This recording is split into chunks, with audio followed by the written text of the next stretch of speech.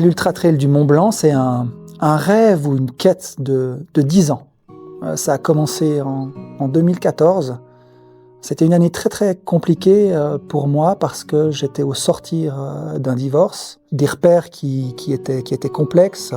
J'ai eu la chance de rencontrer mon épouse actuelle, Mylène, en 2014. Elle m'a aidé à me reconstruire et puis il y avait quelqu'un de très important, c'était Olivier. Et c'était un ami très très proche, on était très très fusionnels. Et le 9 juin 2014, Olivier est décédé dans un accident de montagne. Et ça m'a profondément bouleversé. Et durant l'été, mon épouse m'a offert un séjour à Chamonix pour la première fois. Et là, j'ai entendu parler d'Ultra Trail du Mont Blanc. Un jour, je la ferai pour moi et je la ferai pour Olivier, cette course. Pendant 10 ans, j'ai préparé cette course. J'ai eu le privilège de pouvoir m'inscrire à la course de cette année, 2024. Et l'UTMB est donc un passage, un moment clé dans ma vie parce que c'est 10 ans de construction, c'est 10 ans de commémoration et c'est un passage. À la fin de cette course, je me suis dit, ok, maintenant Olivier, t'es loin, je t'ai laissé partir, tu m'as accompagné, tu m'as soutenu.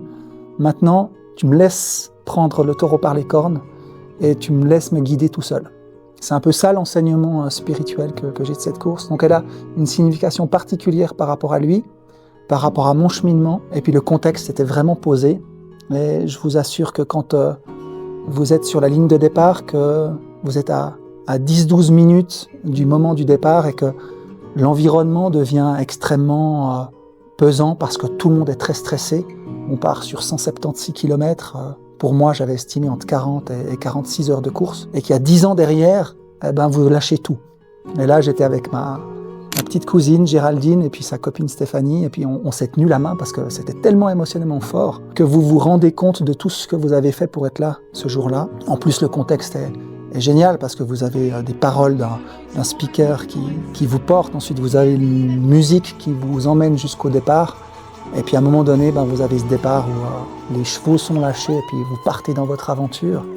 Et c'est l'aventure, c'est le défi sportif d'une vie qui se passe, pour moi en tout cas, merveilleusement bien avec un 30 premiers kilomètres essentiellement dans des villages. Il y a quand même une petite côte, quand même 800 mètres de dénivelé, mais par rapport à l'ensemble, c'est relativement faible. Mais vous passez la ville de Chamonix, vous passez les Ouches, vous passez Saint-Gervais, vous passez les Contamines, et il y a un public extraordinaire qui applaudit tout le monde, et vous êtes porté par cette ambiance qui vous porte, mais qui peut aussi vous pomper de l'énergie, parce que vous auriez tendance à prendre cette énergie et à foncer, alors que vous avez encore après 150 km à vous taper. Donc il faut être capable de pouvoir prendre l'énergie, mais sans en dépenser. Donc cette première partie de course était absolument fantastique par rapport à cette émotion et cette ferveur populaire. Et tout d'un coup, quand vous passez les Contamines, vous rentrez dans la montagne et vous êtes tout seul. Il y a ceux qui courent devant vous, il y a ceux qui sont derrière, et vous rentrez dans l'univers de la montagne de nuit, où pendant plusieurs heures, vous allez être seul avec vous-même, avec vos douleurs, avec vos espoirs de continuer, vos craintes d'avoir un problème physique et d'arrêter. Et puis la nuit se déroule au cliquetis des bâtons, les lampes frontales et un silence. On est des dizaines et des dizaines à se suivre, mais il n'y a pas un bruit. Il n'y a personne qui parle. Et puis je passe la première nuit comme ça, avec 2 grosses montées entre 1200 et 1400 mètres de dénivelé. Et puis au petit matin, vous commencez à voir le jour qui se lève et puis les montagnes qui se dessinent. En plus, c'était une lune noire, donc il n'y avait pas de lumière naturelle la nuit. Vous êtes vraiment dans le noir complet. Et là, vous commencez à redécouvrir les cimes des montagnes. Vous recommencez à entendre le bruit des animaux, des oiseaux, et c'est absolument magique. Mais c'est en même temps là que j'ai eu le premier coup de mou, au lever du jour. Et puis là, je suis arrivé au sommet du col de la Seine. J'étais vraiment fatigué. Je me nourrissais régulièrement, donc c'était bien. Je me suis dit, wow, c'est quand même dur. Et je me suis dit, t'as fait que 60 km, mon petit vieux, donc il va falloir quand même continuer.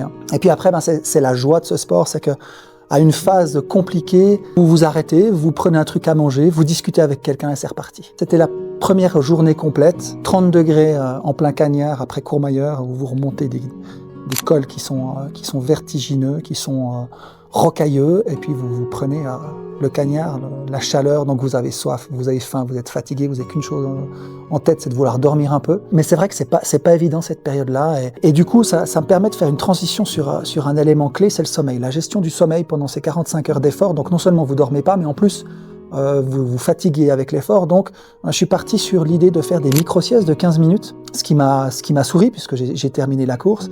Et donc j'ai commencé à faire mes premières siestes de 15 minutes après après une vingtaine d'heures d'efforts et 80 km. Donc 15 minutes, et ça s'entraîne.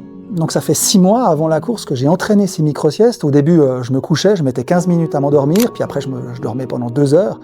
Et plus vous vous entraînez, et plus vous vous endormez vite, et la sieste dure moins longtemps, parce que j'avais formaté mon esprit en disant « Ok, le but c'est des siestes de 15 minutes ».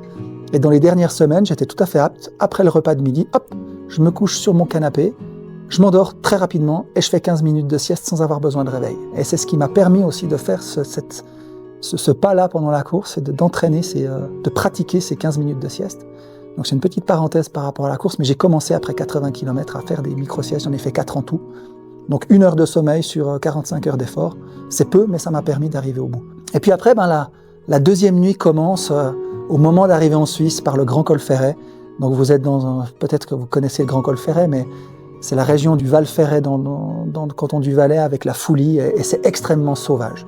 Et vous arrivez là, vous êtes fatigué, la nuit recommence et vous êtes dans un espace sauvage absolument extraordinaire et scindé en différents blocs où vous passez par la Foulie, par Champellac, par Trian. Et ce qui a été magique à ce moment-là, c'est que pour la première fois durant la course, j'ai rencontré mes proches. Donc mes enfants m'attendaient à Champais, il était 11h le samedi soir et ça fait un bien fou. Déjà à la Foulie, je me disais tiens, je vais voir mes enfants, et ça vous donne au niveau psychologique un ascendant sur la course, de dire ah, je vais voir des gens que je connais, je vais pouvoir échanger, je vais pouvoir compter sur leur soutien. Et je suis arrivé, ils étaient super joyeux de me voir arriver, un peu fatigués parce que ça faisait un moment qu'ils étaient là. Ils m'attendaient un peu plus tôt, mais bon, les aléas de la course font que je suis pas arrivé comme prévu.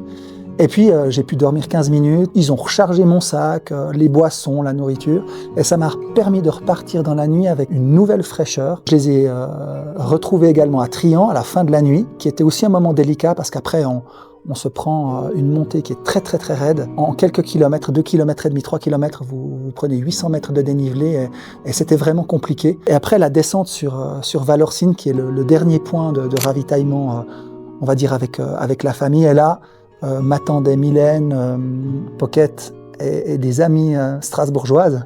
Et c'est fabuleux parce que vous êtes complètement raide.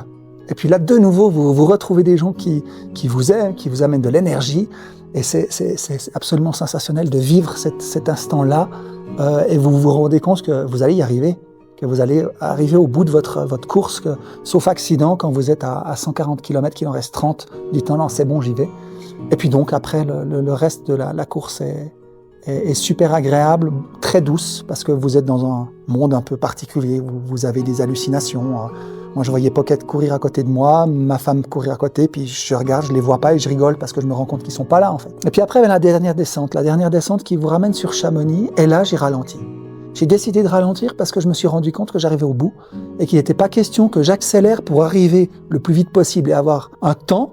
Mais j'ai voulu prendre le temps de savourer cette dernière descente. Chaque instant, je me rappelle exactement de chaque pas quasiment parce que je voulais savourer. Et puis après, le dernier kilomètre, rejoint par ma femme, mes enfants, Pocket, et on a cheminé les 2 derniers kilomètres ensemble avec une arrivée qui pour beaucoup est un moment d'intense émotion, pas pour moi. Moi, l'émotion, c'était vraiment au départ. À l'arrivée, j'étais complètement cuit, donc j'avais quasiment pas d'émotionnel. Mes enfants et Mylène me voyaient, me disaient mais t'étais comme t'étais dans un état second. Et il m'a fallu plusieurs jours pour retrouver un émotionnel normal et vivre normalement. Donc c'était une expérience personnelle, intime, extrêmement puissante pour des raisons symboliques dont j'ai déjà parlé, mais aussi cette introversion, cette quête intérieure d'aller au plus profond de soi-même pour essayer de trouver comment on fonctionne et quels sont les ressorts qu'on utilise dans des situations extrêmes pour pouvoir continuer. Et ça, c'est extrêmement magique, c'est des moments fabuleux. Ça s'accompagne de gens qui vous aident autour de vous, qui vous soutiennent, aussi certains qui vous cassent en disant « mais t'es complètement cinglé, pourquoi faire un truc pareil ?» En fait, c'était mon objectif, c'était pas l'objectif des autres. Donc voilà, il faut faire la part des choses. Et puis peut-être pour terminer aussi un mot sur la préparation. La préparation, c'est quelque chose qui est fondamental, mais qui n'est pas uniquement physique. Vous devez certes vous entraîner physiquement, sans surcharger les articulations, mais vous devez surtout travailler votre capacité à faire de longs efforts sans dormir, donc faire des micro-siestes, le matériel que vous utilisez, vous devez l'avoir testé auparavant, parce que Si vous avez un bâton qui lâche en pleine course, c'est compliqué pour pouvoir continuer à la terminer. La nutrition, comment vous allez vous nourrir pendant 45 heures? Donc moi, je suis parti sur le scénario de manger que des produits que je connaissais et pour lesquels j'avais l'habitude. Donc j'ai rien pris, hormis des bouillons chauds sur les ravitaillements. Autrement, je me suis nourri qu'avec ce que j'emmenais. Et puis vous organisez aussi votre logistique. Donc qu'est-ce qu'on amène, qu'est-ce que vos connaissances amènent au point de ravitaillement tous les X kilomètres pour vous changer, pour vous nourrir, pour boire, pour vous reposer, pour recharger les batteries de votre téléphone aussi, parce que votre téléphone ne tient pas 45 heures, surtout que vous avez un système de géolocalisation obligatoire de la course. Donc il y a plein de paramètres comme ça que vous devez préparer. Et si vous ne le faites pas, vous augmentez les risques que vous encourez à ne pas la terminer. Donc cette expérience m'a, je pense, marqué pour toute la vie, comme pour tous ceux qui témoignent de ce genre de choses. Ça ne veut pas dire que j'en referai d'autres, au contraire, j'avais une symbolique particulière pour celle-là. Je vais redescendre probablement sur des distances plus courtes, mais je pense que ça mérite de pouvoir être expliqué, témoigné, parce que ce sont des moments de vie qui sont rares, qui sont compliqués, mais qui sont magiques.